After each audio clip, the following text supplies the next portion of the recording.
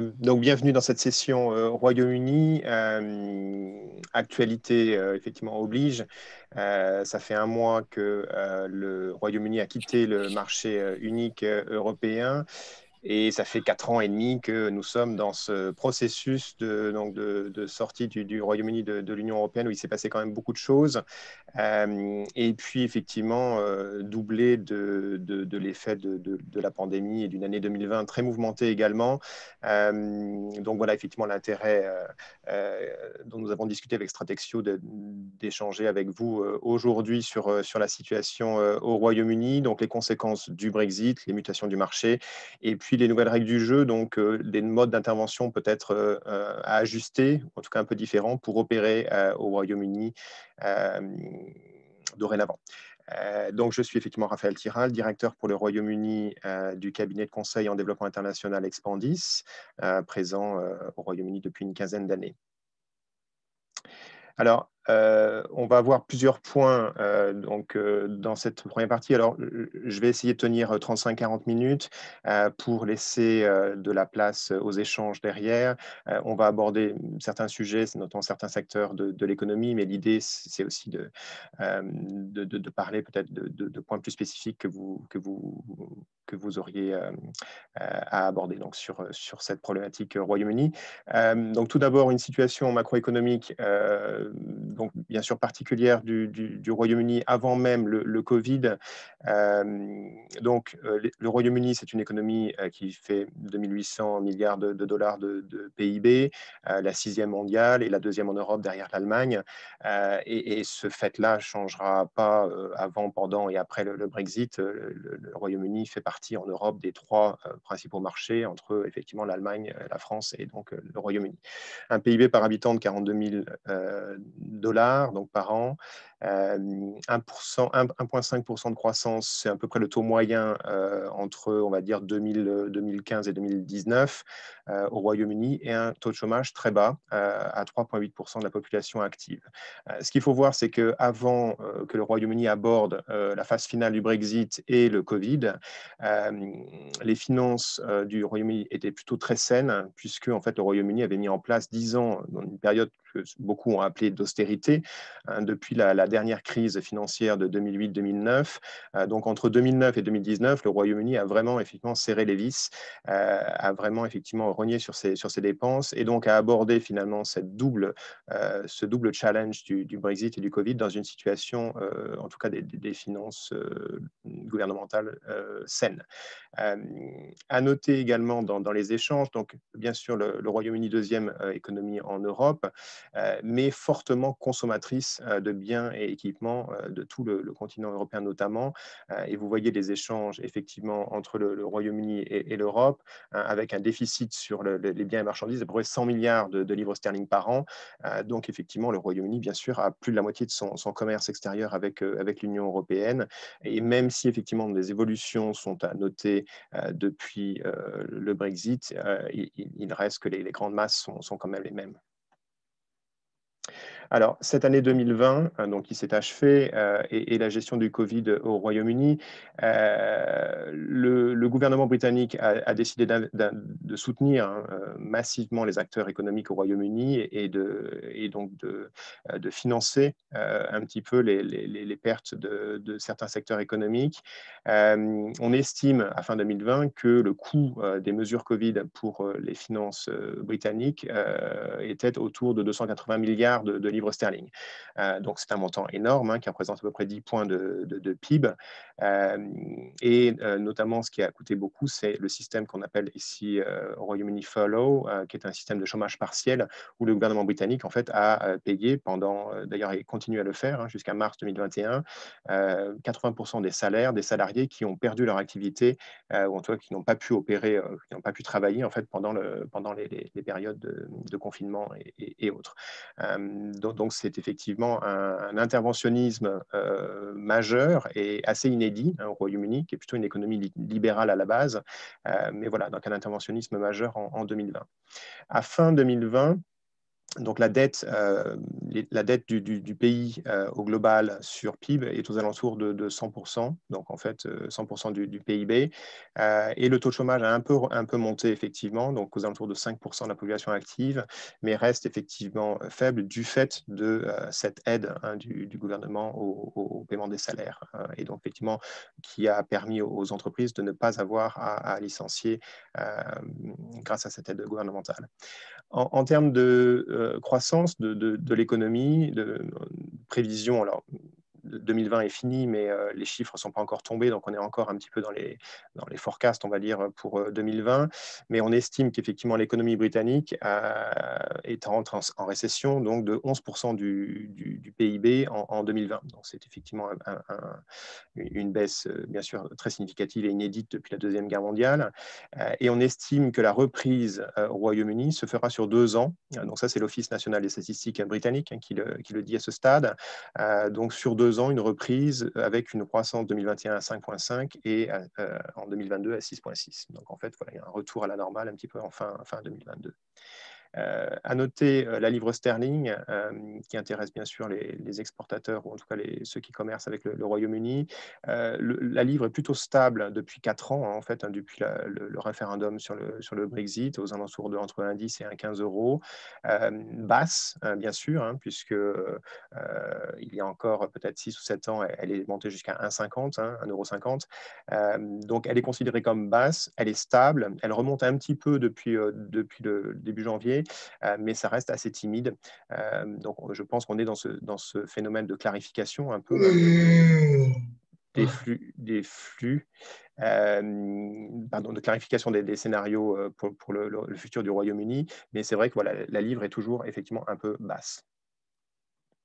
Alors, l'accord en question, donc, qui est sorti du chapeau, on va dire, le 24 décembre au soir, donc 7 jours avant la date limite, bien sûr, le 1er janvier, donc détermine les conditions en fait, d'un libre-échange pour ce qui concerne les biens et marchandises entre l'Union européenne et le Royaume-Uni. Donc, c'était l'objectif principal, c'était effectivement de dire que sur voilà, la majorité des biens et marchandises, il n'y aurait pas de droits de douane et pas de quotas donc pour les flux entre le UK et l'Union. Donc ça, c'est effectivement le point principal. Ceci dit, il va y avoir on va dire des spécificités et notamment certaines qui sont liées à la règle d'origine des produits. Alors ça, qui est un élément qui est récurrent des accords de libre-échange, c'est effectivement que les produits qui sont sujets à zéro droit de douane et zéro quota doivent avoir une origine soit britannique, soit européenne. Si effectivement la part de valeur ajoutée dans la valeur du produit hors Union européenne et hors UK donc est dépassée, à ce moment-là, effectivement, il y aurait des droits de douane sur ces produits-là. Donc effectivement, ça veut dire le retour voilà, des certificats précis pour les règles d'origine des produits. Un élément qui est très important, qui est survenu le 1er janvier et qui ne fait pas partie de l'accord avec l'Union, est en fait la fin de la libre circulation des personnes. C'est un sujet sur lequel le Royaume-Uni voulait absolument reprendre la main depuis le Brexit. Et donc, ça veut dire effectivement la définition au Royaume-Uni d'une politique d'immigration propre, y compris pour les Européens, excepté les Irlandais. Donc, ça veut dire que pour les ressortissants européens au Royaume-Uni, les séjours sont limités à 90 jours avec carte d'identité puis passeport, puisque la carte d'identité ne sera plus valable non plus, sur une période de 180 jours. Et au-delà, effectivement, un visa sera nécessaire. Donc, on reviendra sur ces éléments-là dans quelques instants. Un autre sujet qui a fait couler beaucoup d'encre, c'est ce qu'on appelle de ce côté-ci de la Manche le level playing field, c'est-à-dire un petit peu quelles sont les règles et l'environnement dans lequel s'opère cette libre circulation des biens et marchandises entre les deux blocs. Et effectivement, effectivement, l'idée est d'éviter d'avoir des normes qui diffèrent d'un côté ou de l'autre et qu'une concurrence déloyale finalement naisse dans les échanges et donc avantage l'une des deux parties. Donc en fait, les deux parties se sont engagées à conserver une certaine harmonisation sur leurs normes respectives, notamment en termes sociaux, en termes de conditions de travail, en termes de normes environnementales, en termes de politique fiscale également. Donc ça, c'est un point important parce que ça veut dire que si jamais effectivement ces normes diffèrent, une des parties pourrait enclencher un processus pour éventuellement mener à une restauration de certains droits de douane, par exemple.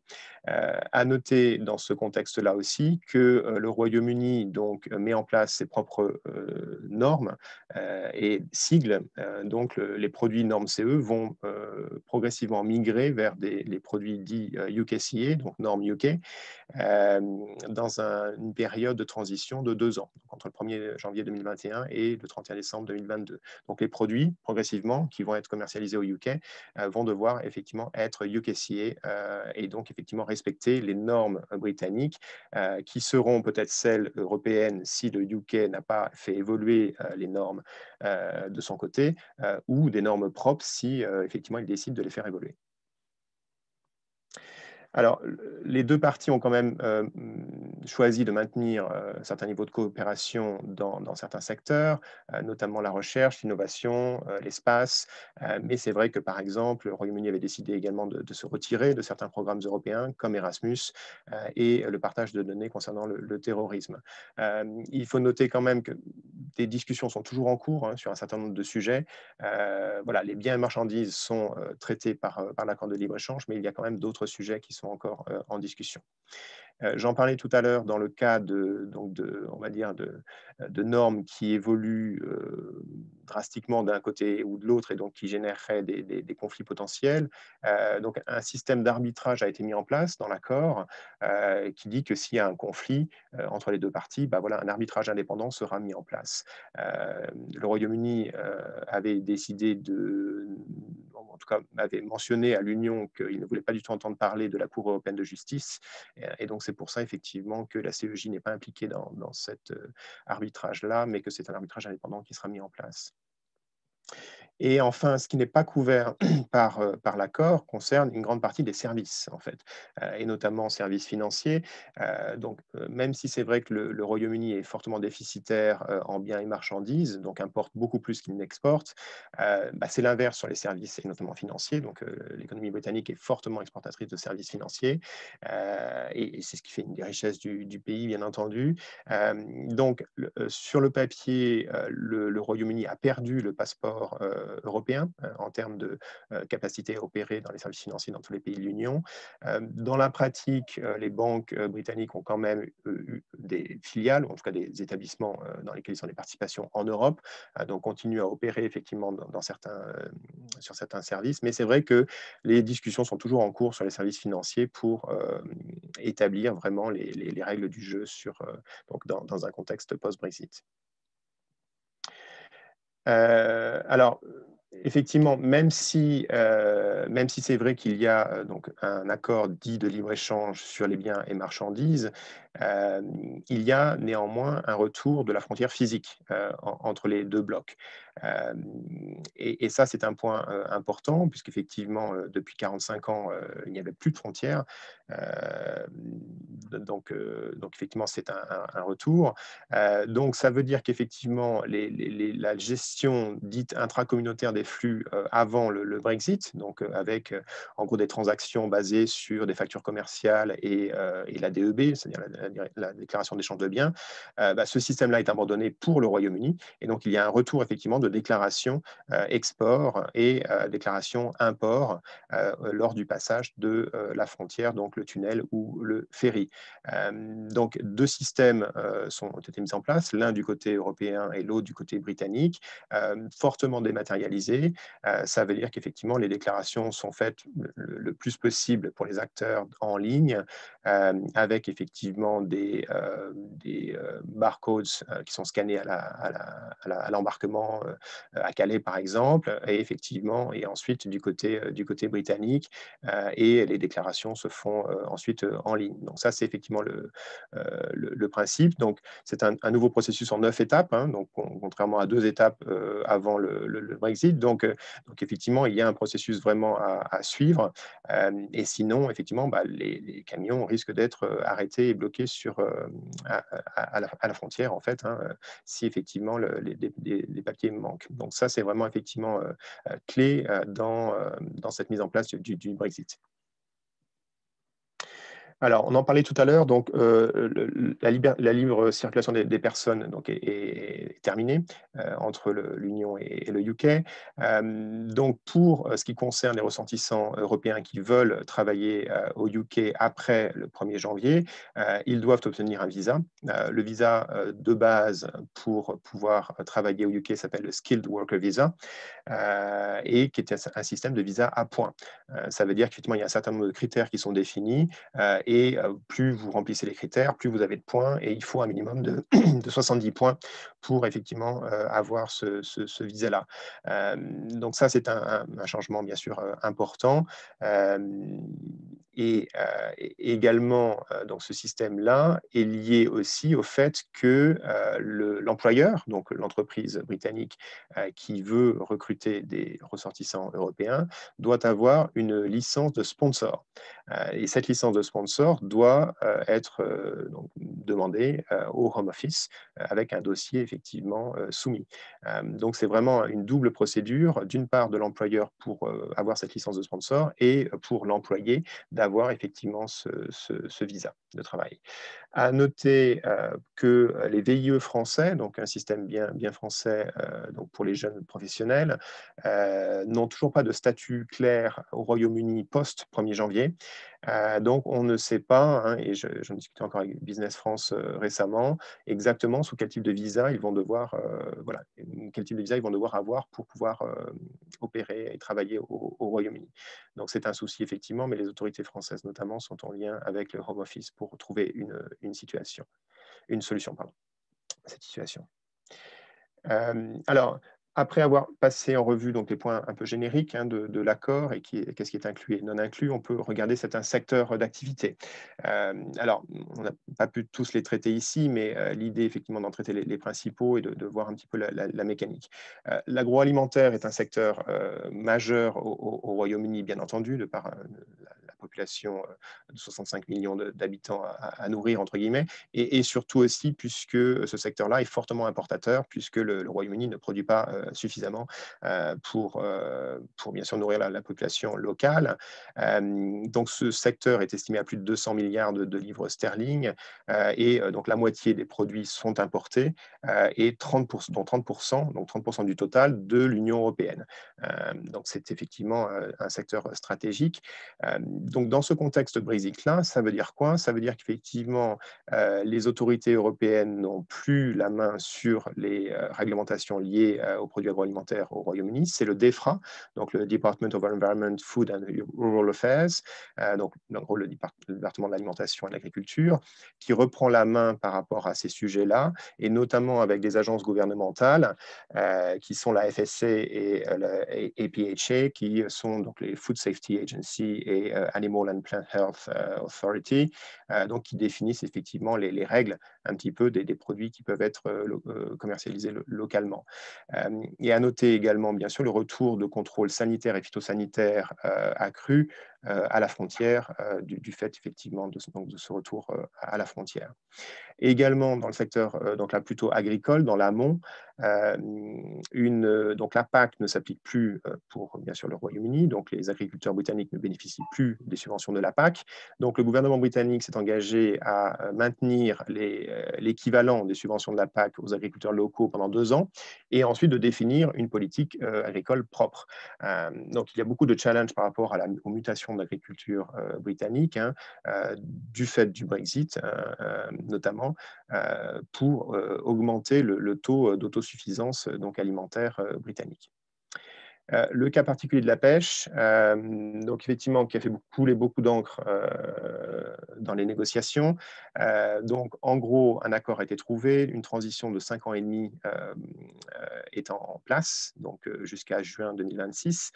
Cette transition prévoit une baisse des quotas européens, donc de prise de 25% dans les eaux territoriales britanniques, et ensuite des négociations annuelles sur des quotas de part et d'autre, en fait. Donc voilà, donc c'est une transition. Effectivement, voilà, il était assez clair que le Royaume-Uni voulait plus de part, un petit peu de prise dans ses propres eaux territoriales, mais ce phénomène va être mis en place progressivement. Alors, toujours agroalimentaire, mais un peu plus spécifique, vin et spiritueux, donc un secteur majeur également au Royaume-Uni. Donc, ouais, estimé à 50 milliards, sachant qu'il faut savoir que le Royaume-Uni est un fort producteur, notamment bien sûr de spiritueux, et donc exportateur de spiritueux. Mais sur les vins, bien entendu, le pays importe 99% des vins qui sont vendus localement, et le deuxième importateur mondial de vins. Il y a eu des discussions. Alors, les vins et spiritueux font toujours l'objet de conditions particulières dans les échanges. Il y a toujours des droits d'assises. Voilà, c'est pas effectivement un produit qui est sujet à zéro quota, zéro droit douane. Donc, il y a toujours les droits d'assises.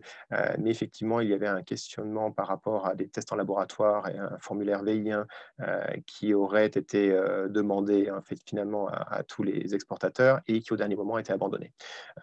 Donc voilà un petit peu pour ce secteur-là. Un autre secteur important au Royaume-Uni, les cosmétiques. Toujours pareil, effectivement, un gros marché en Europe. Donc là, on estime au troisième marché en Europe après la France et l'Allemagne, mais fortement importateur puisque la production locale n'est pas aussi je dirais, établie que par rapport à la consommation locale. Donc, tous les marques du monde entier, bien entendu, se battent sur le marché britannique pour prendre des parts.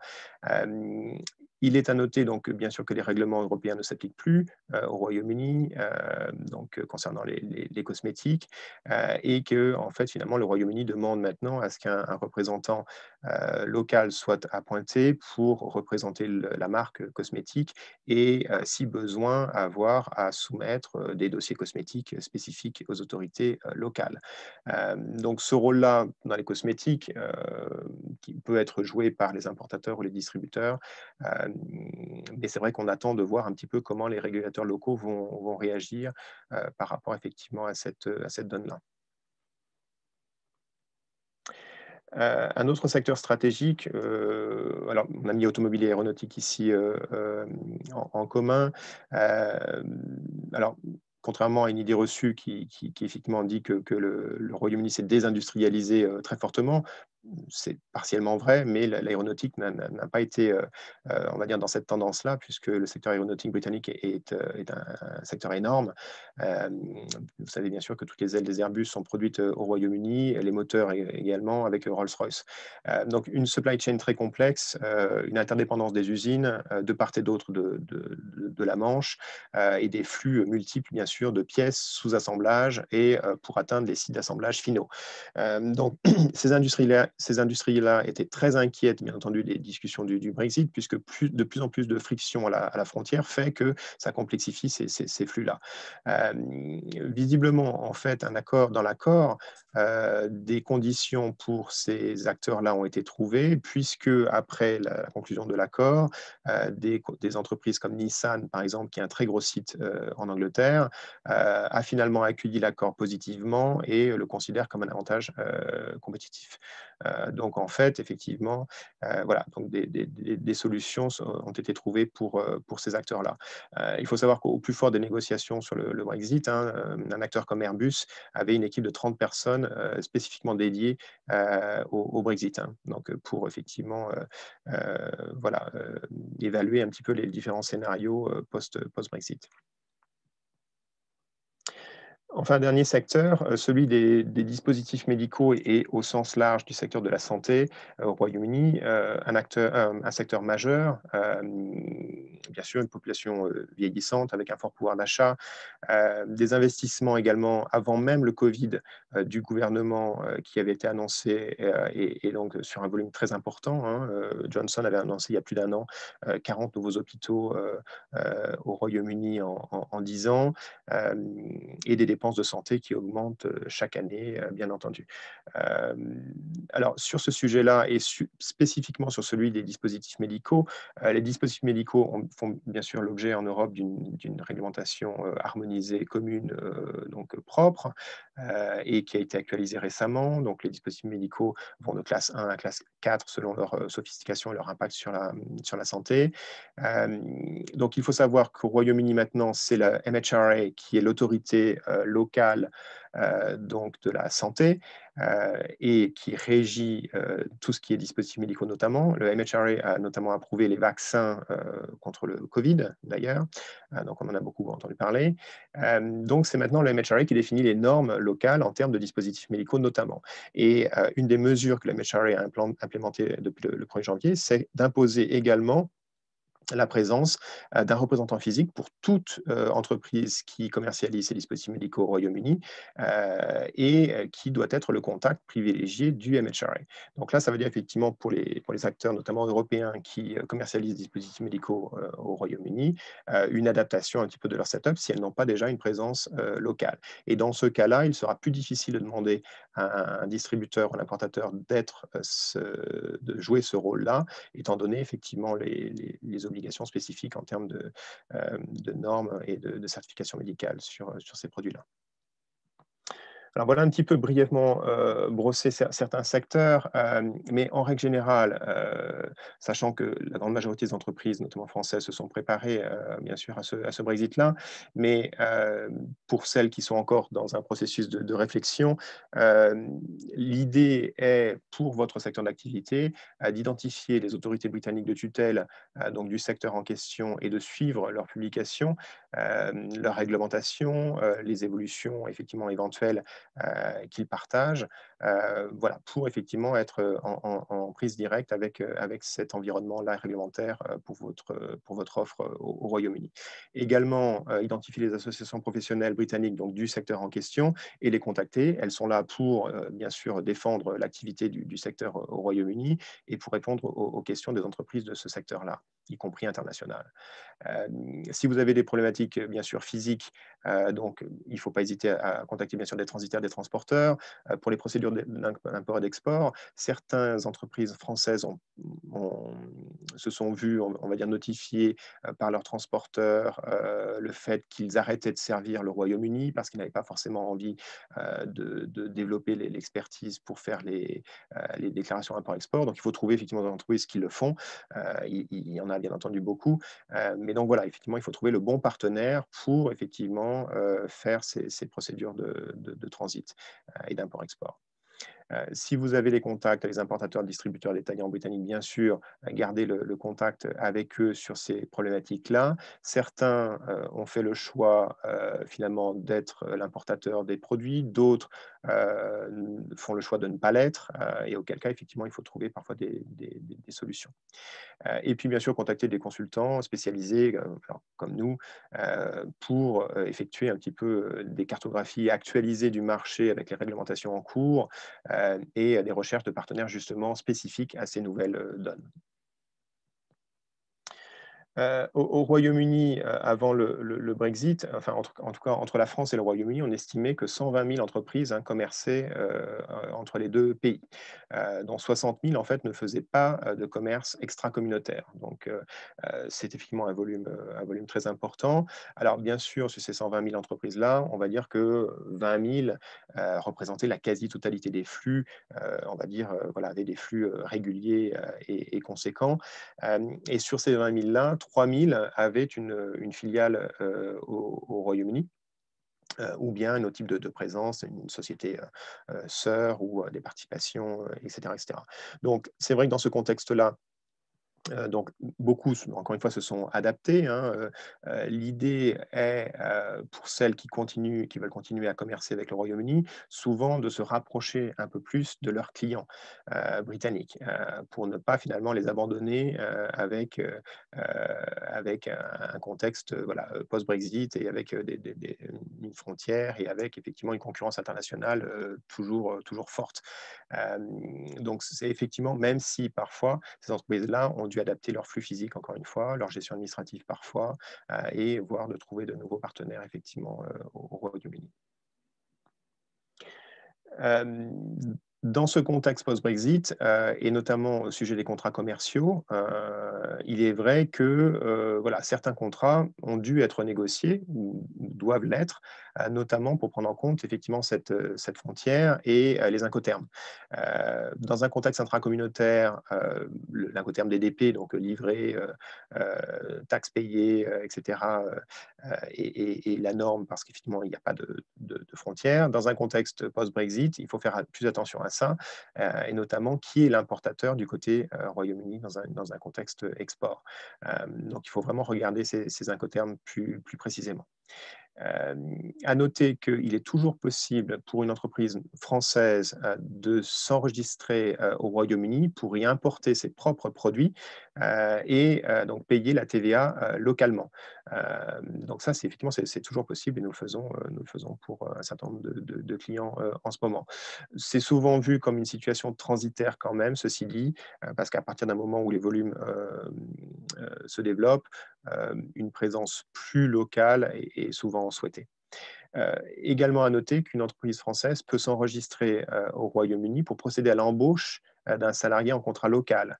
Donc effectivement, l'entreprise française devient ce qu'on appelle un foreign employer vis-à-vis des autorités locales et donc effectivement peut ensuite embaucher un salarié. Par contre, si cette entreprise-là veut embaucher un salarié européen, là pour le coup, elle doit avoir la licence de sponsorship dont on a parlé tout à l'heure. Et enfin, donc les 2 étapes un petit peu ultimes, pour ceux qui ont des flux, au Royaume-Uni, et dans un contexte post-Brexit. Donc on envisage souvent l'établissement d'une filiale, locale, donc d'une limited company, qui se crée très facilement, au Royaume-Uni, hein, en 10 jours, avec un coût, très raisonnable, un taux d'impôt sur les sociétés au Royaume-Uni qui n'est que de 19 donc effectivement, plutôt, avantageux.